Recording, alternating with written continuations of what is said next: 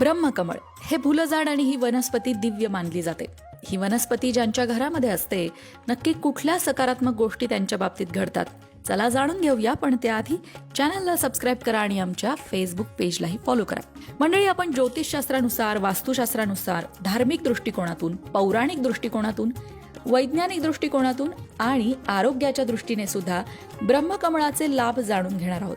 सगळ्यात आधी बघूया ज्योतिषशास्त्र काय सांगतं. ब्रह्मकमळाला ज्योतिषशास्त्रात अत्यंत महत्त्व आहे, कारण हे फूल भगवान शिवशंकरांशी संबंधित आहे. भगवान शिवशंकरांना हे फूल प्रिय आहे असं सुद्धा म्हटलं जातं. या फुलाच्या प्रभावामुळे किंवा या वनस्पतीच्या प्रभावामुळे जीवनात सकारात्मक बदल होऊ शकतात.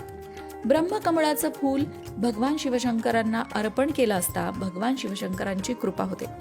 ज्योतिषशास्त्राच्या दृष्टीने विचार करायचा झाल्यास जेव्हा कुंडलीमध्ये काही ग्रहदोष सांगितले जातात आणि त्यामुळे ताणतणाव आणि समस्या निर्माण होतात तेव्हा ब्रह्मकमळाची पूजा करायला सांगितली जाते. त्यामुळे व्यक्तीच्या जीवनात सकारात्मकता येते. खास करून सूर्य, चंद्र, मंगळ आणि शनी या ग्रहांशी संबंधित काही समस्या असतील तर ब्रह्मकमळाची पूजा करायला सांगितली जाते. हे फुलझाड घराच्या दक्षिण पूर्व दिशेला जर लावलं, अर्थात दक्षिण पूर्व दिशा म्हणजे आग्नेय कोपरा, या आग्नेय कोपऱ्यामध्ये जर तुम्ही ब्रह्मकमळाचं रोप लावलं तर तुमच्या घरात धनसमृद्धीला कधीही कमतरता पडत नाही. ज्योतिषशास्त्रानुसार ब्रह्मकमळाच्या पूजेने व्यक्तीच्या जीवनातील कष्ट कमी होतात, जीवनात यशप्राप्तीचे मार्ग खुले होतात. आता बघूया वास्तुशास्त्र काय सांगतं. वास्तुशास्त्र सांगतं की ब्रह्मकमळ जर तुम्ही तुमच्या घराच्या अवतीभोवती कुठेही लावलं तर त्याचा एक सकारात्मक प्रभाव त्या वातावरणात निर्माण होतो आणि तिथलं वातावरण शांत आणि समृद्धीने भरलेलं असतं. ब्रह्मकमळ घराच्या दक्षिण पूर्व कोपऱ्यात ठेवल्याने घरात संपत्ती तर येतेच, पण त्याचबरोबर ब्रह्मकमळामुळे घरातील व्यक्तींचं मन सुद्धा प्रसन्न होतं. हे ब्रह्मकमळाचं रोप जर तुम्ही तुमच्या घराच्या प्रवेशद्वाराच्या समोर लावलं असेल, जवळ लावलं असेल तर कुठलीही नकारात्मक ऊर्जा घरात प्रवेश करत नाही आणि घरातल्या सदस्यांची मानसिक स्थिती चांगली राहते. मानसिक स्वास्थ्य घरातल्या सदस्यांना लाभतं.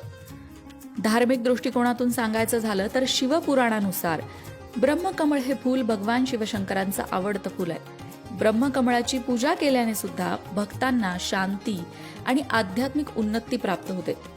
बऱ्याच ठिकाणी जेव्हा ब्रह्मकमळ फुलतं तेव्हा त्याची पूजा केली जाते. ब्रह्मकमळ भक्ताच्या जीवनातील सर्व प्रकारचे दुःख आणि संकट दूर करते. धार्मिक दृष्टीने ब्रह्मकमळाची पूजा केल्याने अनेक पापांची शुद्धी होते आणि पुण्य प्राप्त होतं. आरोग्याच्या दृष्टीने विचार करता ब्रह्मकमळाचा अर्क किंवा पानांचा उपयोग मानसिक ताणतणाव कमी करण्यासाठी केला जातो.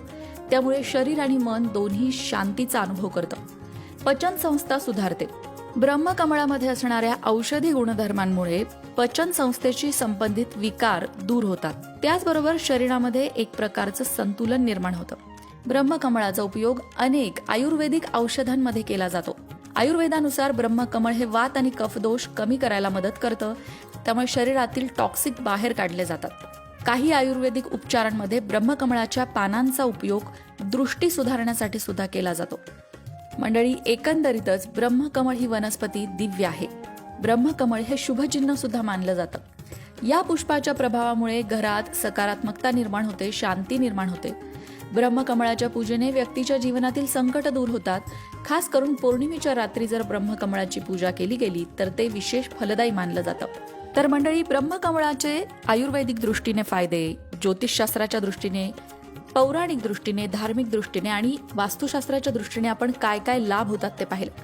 तुमच्याकडे ब्रह्मकमळ आहे का? तुमचा स्वतःचा अनुभव कसा आहे हे कमेंट करून सांगायला विसरू नका.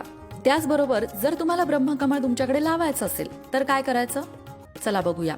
ब्रह्मकमळ ही खरं तर मूळची हिमालयीन प्रदेशात आढळणारी वनस्पती आहे, पण ती तुम्ही तुमच्या अंगणात सुद्धा लावू शकता, तुमच्या गॅलरीत सुद्धा लावू शकता.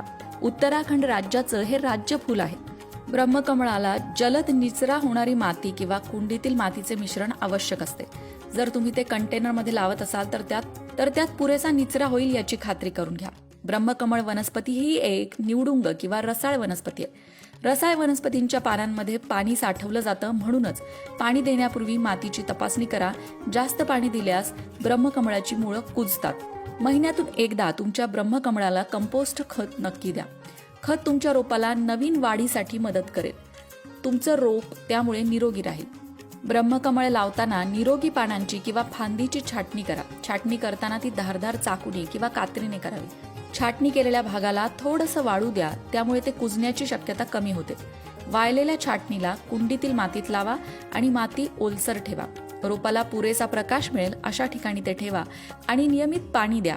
ब्रह्मकमळ हे थंड हवामानात चांगले वाढते, पण जास्त पाणी दिल्यास मुळं कुजण्याची शक्यता असते. त्यामुळे योग्य ती काळजी घेतल्यास ब्रह्मकमळ चांगले वाढते आणि त्याला सुंदर फुलं सुद्धा येतात. अशाच प्रकारच्या माहितीपूर्ण व्हिडिओंसाठी लोकमत भक्ती चॅनलला सबस्क्राईब करा आणि बेल आयकॉनवर सुद्धा क्लिक करा, म्हणजे आमच्या नवनवीन व्हिडिओचं नोटिफिकेशन तुम्हाला मिळत राहील. तसंच योग्य आध्यात्मिक मार्गदर्शनासाठी लोकमत भक्तीच्या फेसबुक पेजला फॉलो करायला विसरू नका.